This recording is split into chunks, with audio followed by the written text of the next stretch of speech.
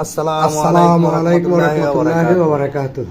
প্রিয় দেশবাসী, প্রিয় ভাই ও বোনেরা, প্রিয় দেশবাসী, জামাতের প্রার্থীরা এখন এমন উত্তাপ পাগল হয়ে গেছে ক্ষমতার জন্য। শুরু করলো মানে যে শেয়ারে কি কথাগুলো বলা শুরু হয়েছে, এক নেতা বক্তব্য দেয় পকেট মারা যায়, এসব মিথ্যা এবং এক নেতা বক্তব্য দেয় প্রশাসন এবং শিক্ষক তাদের জান্নাতে নিয়ে বসবে। কেউ মির্জাফর একবারও নাকি এমপি হতে পারে, শিক্ষক এবং প্রশাসনকে কিনে নিয়ে নিতেছে।